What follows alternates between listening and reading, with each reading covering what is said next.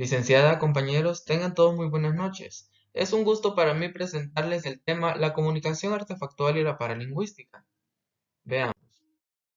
Antes que nada, respondámonos a la pregunta ¿qué es comunicar? Recordemos lo que ya sabemos, que es el intercambio de ideas entre dos o más individuos. Pero veamos qué nos dice el concepto. Dice, la comunicación es la acción consciente de intercambiar información entre dos o más participantes, con el fin de transmitir o recibir información u opiniones distintas. Pues, ¿qué nos quiere decir? Es el intercambio de ideas, sentimientos, pensamientos o maneras de ver el mundo con una o más personas, con el fin de conocer, darnos a conocer y asimismo recibir información de parte de ellos y así logramos establecer vínculos que nos permiten ver o caminar más allá y seguir avanzando más y más y más en la sociedad. Ahora veamos lo que es la comunicación artefactual. Bien, veamos la siguiente frase que dice, toda comunicación social es afectada por el contexto físico en el que ocurre. ¿Será esto cierto?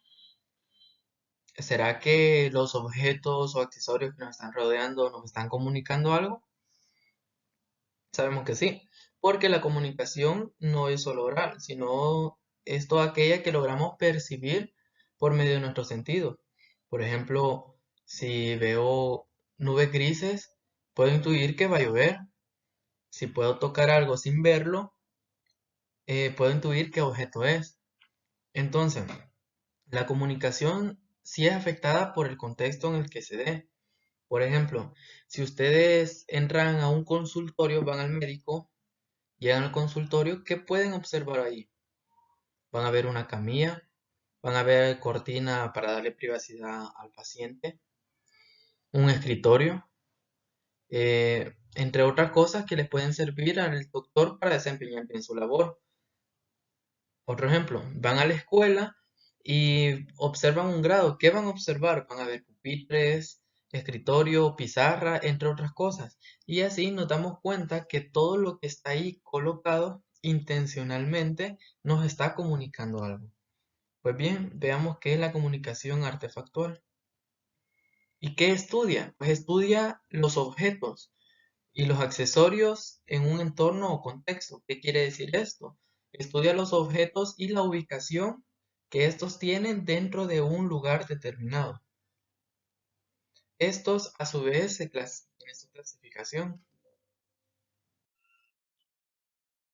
y se clasifican según la forma que se presenta ante los espectadores. Están los objetos integrados y los objetos incidentales. ¿Cuáles son los objetos integrados? Son aquellos que están colocados de manera intencional por el comunicador. Por ejemplo, en un salón de clases, ¿qué es lo que necesita el maestro?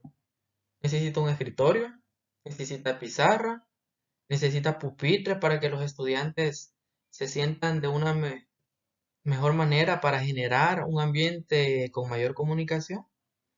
Entonces vemos que los objetos integrados son aquellos que son colocados de manera intencional. También están los objetos incidentales. ¿Cuáles son estos? Estos están colocados ahí, pero no necesariamente van dentro del plan para una buena comunicación. Por ejemplo, los ventiladores pueden estar en uso o no, y esto no va a influir en la forma de comunicar con el docente. O vemos una lámpara. Puede ser de día y la lámpara está ahí, pero no está funcionando. Entonces, estos son objetos incidentales. Y estos a su vez se dividen de acuerdo al uso que el comunicador les dé. Entonces, están los objetos revelados y los objetos ocultos. ¿Y cuáles son los objetos revelados? Son aquellos que el comunicador hace énfasis en ellos. Por ejemplo, un folleto, un cuaderno o un libro, cuando el comunicador los utiliza y hace que que la atención de los demás se preste en ese objeto. Ahí, cuando él hace ese énfasis, se vuelve un objeto revelado.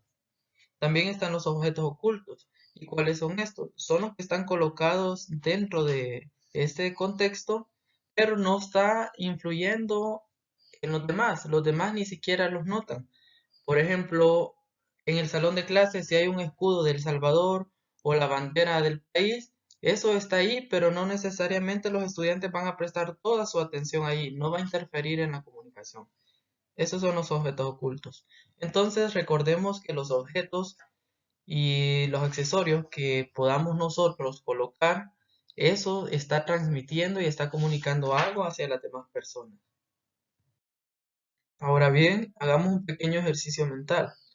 Determinemos el lugar de acuerdo a los objetos que pueden estar en la imagen.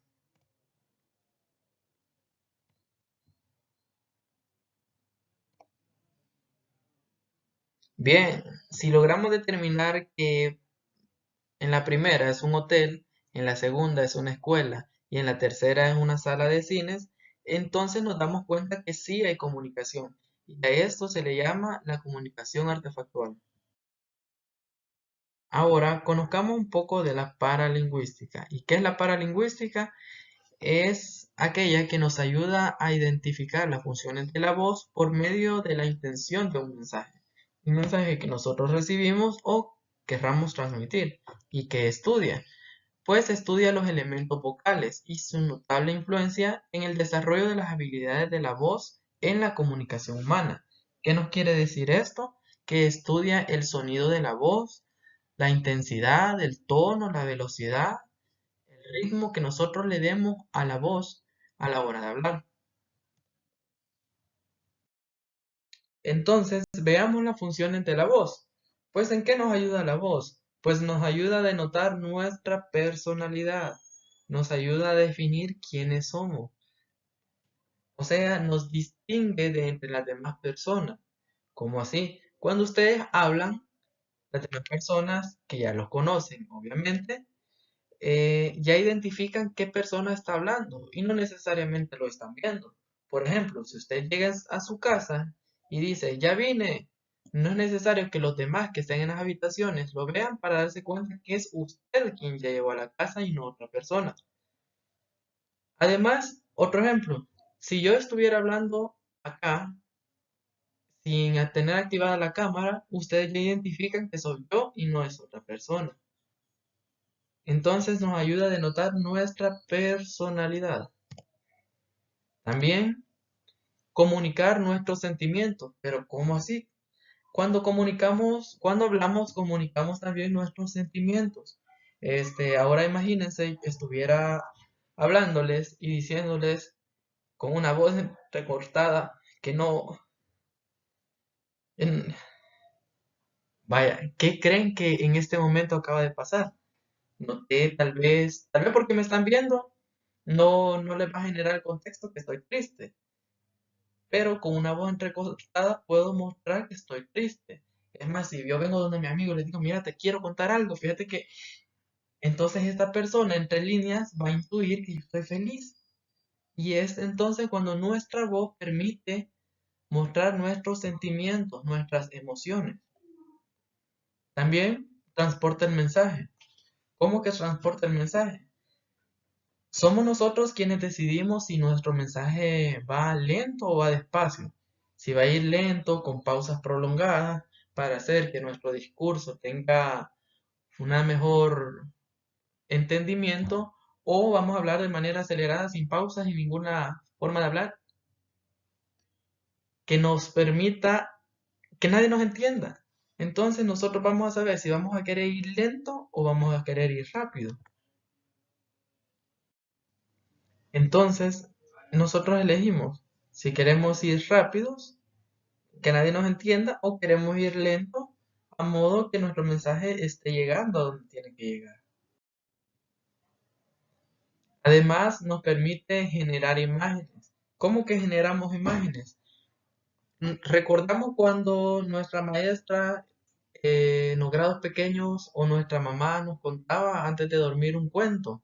No estábamos viendo, no estábamos frente a una pantalla viendo lo que pasaba, pero por medio de lo que nos decía, nosotros íbamos imaginando. Ahora mismo, si yo les digo carro, ustedes pensaron en un carro, imaginaron algún carro. Si les digo una tarde de verano, ustedes se van a imaginar cierta tarde de verano. Entonces, la voz nos permite generar imágenes. También hacer más interesante el mensaje. Pero ¿cómo lo hacemos más interesante? ¿Cómo nos damos cuenta? Pues vamos a hacer nosotros, según la velocidad, el tono y el ritmo que le vayamos dando a nuestra voz, así vamos a lograr hacer un mensaje interesante. Porque, por ejemplo, podemos decir dos personas un mismo texto, una misma reflexión, pero seremos nosotros quienes le colocaremos el toque según nuestro tono de voz o nuestra fuerza de voz para que esa reflexión llegue de mejor manera a nuestros interlocutores. También está conocer más del mensaje y de las personas que escuchamos. Este se parece a el comunicar nuestros sentimientos.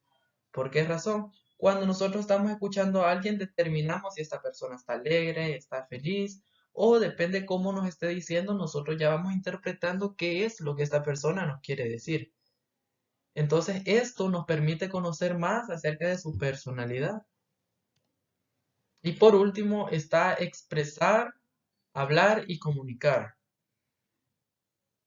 ¿Cómo así? Estudios dicen que el 38% de la voz, según el tono que nosotros le demos, nos va a permitir que nuestro discurso se cumpla con el propósito que le hemos planteado. Entonces, con él podemos expresar ideas, hablar, comunicarnos con alguien más, con alguien en el extranjero. Puede el presidente esta noche poner cadena nacional y empezar a hablar, a dar su discurso, y a muchas personas va a llegar y va a impactar ese discurso. Entonces, seamos nosotros quienes determinemos la forma en que nuestro discurso sale. ¿Queremos ser fascinantes? ¿Queremos ser entendidos? ¿O queremos que no nos demos a entender con nuestros mensajes o nuestras ideas? ¿Qué queremos? Somos nosotros entonces quienes vamos a decidir de la manera en que hablamos. Entonces los invito a que practiquemos nuestra voz, la grabemos y la escuchemos para darnos cuenta si estamos hablando de una manera adecuada. Porque sin herir sentimientos de nadie, muchas veces tendemos a caer en no cumplir las funciones de la voz.